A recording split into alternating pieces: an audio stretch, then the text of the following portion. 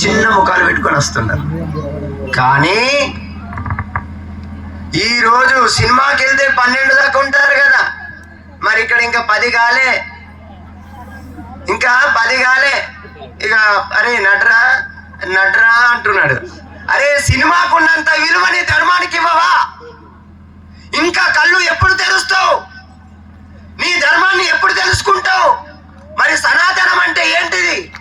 సనాతనం శాశ్వతం, సనాతనం నిత్య నూతనం, సనాతనం పురాతనం, సనాతనం ప్రేమ, సనాతనం అహింస, సనాతనం ధర్మం, సనాతనం జ్ఞానం. ఇంత గొప్ప ధర్మమే ఒకే ఒక్క రూపంలో కనిపిస్తుంది, అది శ్రీరామచంద్రుడు. అలాంటి గొప్ప రాముడు నడిచిన నేల. ఎవరం మనమెవరం, ఎవరం మనమెవరం, త్యాగ ధనుల వారసులం. వేద భూమి నా దేశం, దైవ భూమి నా దేశం, జ్ఞాన భూమి నా దేశం, ధర్మ భూమి నా దేశం, యోగ భూమి నా దేశం. ఎవరం? ఎంతో మంది అక్కడ ఛత్రపతి శివాజీ, రాముడు అందరు మనకు కనిపిస్తున్నారు. కరపత్రాలలో ఫ్లెక్సీలో పెట్టిన దాంట్లో శివాజీని ఒక సైడ్, రాముని ఒక సైడ్ పెట్టారు. వీళ్ళు అక్కడ నా ఫోటో, ఇక్కడ బాబా ఫోటో పెట్టారు. మరి ఛత్రపతి శివాజీని ఎందుకు పెట్టారు? మరి రాముణ్ణి ఎందుకు పెట్టారు?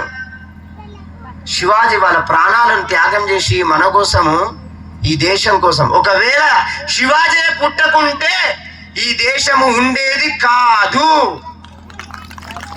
ఇది సత్యం. ఒక ఆయన 75 సంవత్సరాలు ఉంటాయి, మంచి పదవిలో ఉన్నాడు, కానీ బుద్ధి జ్ఞానం కోల్పోయి ఒకరు నమాజ్ చేస్తుంటే పాము వస్తే పామును చంపి నమాజ్ చేయాలి, అది ఖురాన్లో ఉంది, చాలా మంచిదే, సంతోషం.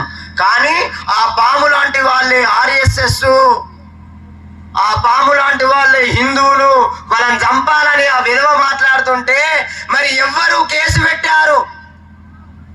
ఎవరు మాట్లాడుతున్నారు ప్రశ్నించి? ఈ రోజు ఆర్ఎస్ఎస్ లేకుంటే భారతదేశమే లేదు. ఒక మనిషికి వెన్నుముక ఎట్లనో ఒక ఆర్ఎస్ఎస్ అట్లా. మరి అంత గొప్ప ఆర్ఎస్ఎస్ ని ఒక మూర్ఖుడు అలా మాట్లాడుతుంటే మరి ఏం చేస్తున్నారు? ఈ రోజు ప్రపంచంలో మన దేశంని మించిన దేశం లేదు. ఎందుకు స్వామీజీ, మన దేశం కోసం మనం గొప్పగా చెప్పుకుంటాం కదా అని అనుకుంటారు. కానీ ప్రపంచం లోపల ప్రపంచాన్ని గడగడలాడించినది 21 దేశాలుండే. ఈ రోజు మతం మారి మత మార్పిడిలతో ఆ 20 దేశాలు పేరు లేకుండా పోయినాయి. కానీ ఎంతో మంది ముష్కరులు, ఎంతో మంది గజనీలు, ఎంతో మంది మహమ్మదులు, ఎంతో మంది బ్రిటిష్ వాళ్ళు 100 సంవత్సరాలు 1000 సంవత్సరాలు పరిపాలన చేసి ఇక్కడి నుంచి దోచుకొని పోయినా, గజని 11 సార్లు దండయాత్ర చేసి ఒంటెల మీద గుర్రాల మీద దోచుకొని పోయినా, ఇప్పటికీ తట్టుకొని ప్రపంచంలో ఉన్న ఏకైక దేశం అది ఏది అంటే అది నా భారతదేశం. మరి అంత గొప్ప దేశం ఇంకా ఎందుకు గొప్ప దేశం? బయట కాంట్రాక్ట్ బేసిక్. ఒక అమ్మాయి అబ్బాయి 2 సంవత్సరాలు మాట్లాడుకుంటారు, అగ్రిమెంట్ చేసుకుంటారు. పిల్లలు పుట్టిన తర్వాత ఆమె దారి ఆమెది, ఈయన దారి ఈయనది. మళ్ళీ తర్వాత ఇంకొకరితోటి మళ్ళీ రాసుకుంటారు. తర్వాత ఈ పిల్లలు ఈమెకే ఆయన డబ్బు ఇచ్చి పంపిస్తాడు. మరి ఎంతమంది భర్తలు అవుతారో తెలియదు. వీడు ఎంతమందిని కాంట్రాక్ట్ బేస్కి ఉంచుకుంటాడో తెలియదు. కానీ మన భారతదేశంలో ఒక పెళ్లి మంగళసూత్రం దిక్కు లేని వాడైనా అప్పు తెచ్చి లక్షలు ఖర్చు పెట్టి ఘనంగా వైభవంగా కళ్యాణం చేసుకుని నిండు నూరేళ్ళు జీవిస్తూ బతికి ఉండే ఏకైక దేశం అది ప్రపంచంలో ఉంది అంటే అది ఒక నా భారతదేశం ఒక్కటే. మరి ఇంత గొప్ప దేశంలో జన్మించినాం కదా. ఇంకా సనాతన ధర్మం అంటే ఏంది? హిందూ అంటే ఎవరు?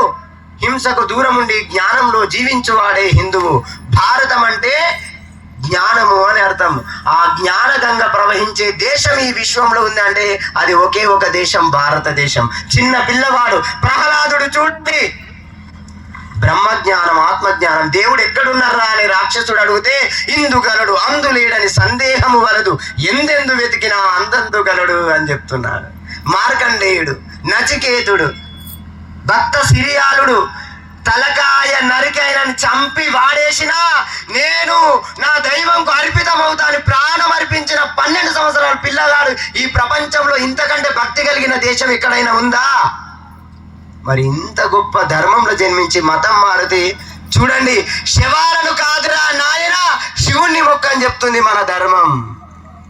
శవాలను